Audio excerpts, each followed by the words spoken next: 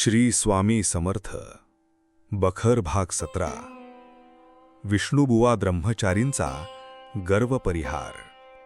अक्कलकोटचे राजेसाहेब मालोजी यांना वेदांत ऐकण्याचा छंद फार असे. ज्ञानेश्वरी, अमृतानुभव वगैरे ग्रंथांचा अर्थ समजून घेण्याकरिता राजश्री रामभाऊ चिंचणीकर, गोपाळशास्त्री हरळीकर इत्यादी मंडळी त्यांनी चांगले वेतन देऊन पगारी ठेवले होते. नित्यशः राजवाड्यात वेदांत चर्चा चाले. असं खूप दिवस चालत असताना विष्णुबुवा ब्रह्मचारी यांची कीर्ती मुंबईहून ऐकू येऊ लागली. त्यांनी पाद्री लोकांबरोबर वाद करून त्यांचं मत खंडित केलं आणि ते वेदांतावर उत्तम व्याख्यान देतात इत्यादी हकीकत ऐकून राजेसाहेबांना त्यांच्या मुखातून वेदांत श्रवण करावं अशी इच्छा झाली. हर प्रयत्नाने त्यांनी बुवांना अक्कलकोटास आणलं. बुवांनी बरीच वेदांत व्याख्यानं राजवाड्यात दिली. एके दिवशी त्यांच्या मनात असं आलं की श्री स्वामी महाराजांजवळ जाऊन वेदांतावर भाषण करावं. बुवांबरोबर 3 पारशी गृहस्थ होते. तेही त्यांच्याबरोबर महाराजांकडे गेले.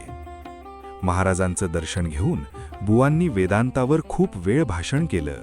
शेवटी त्यांनी ब्रह्मता कारता कशी असा श्रींना प्रश्न केला.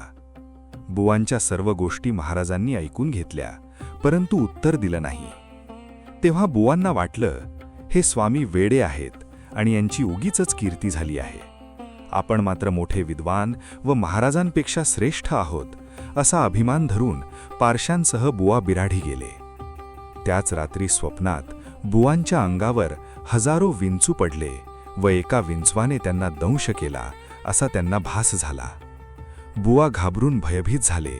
त्यांची बोबडी वळली आणि मेलो मेलो अशा बोंबा मारीत बुवा उठले. पारशी नजीकच झोपले होते. ते जागे होऊन त्यांनी बुवांना सावध व्हा असं म्हणून त्यांना शुद्धीवर आणलं.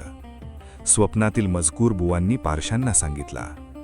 आपण महाराजांना नावं ठेवली, त्याचं तर हे फळ नसेल ना, अशी बुवांच्या मनात शंका आली.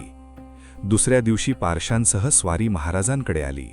दर्शन घेऊन पुन्हा वेदांतावर भाषण करून शेवटी ब्रह्मता कारता कशी व कोणत्या साधनांनी होते असा त्यांनी पुन्हा प्रश्न केला. महाराज म्हणाले, हट गाढवा, स्वप्नात हजारो विंचू अंगावर पडले आणि एक विंचू चावला तर बोंबा मारीत उठलास आणि गोष्टी तर वेदांताच्या करतोस. तू केवळ पठत मूर्ख आहेस. ब्रह्मता कारता काय वाटेवर पडली आहे? पुष्कळ वाचाळपणा करून ब्रह्म बोलून कोटीवर कोटी वेदांत बोललास म्हणून तू काय योगी झालास? उठ, आल्या वाटेने चालता हो. बुवांना आणखी काही मनोमय खुणा स्वामींनी सांगितल्या. बुवा मनात खजील होऊन बिराढे गेले. श्री स्वामी समर्थ अवतारी आहेत अशी बुवांची खात्री झाली. श्री स्वामी समर्थ.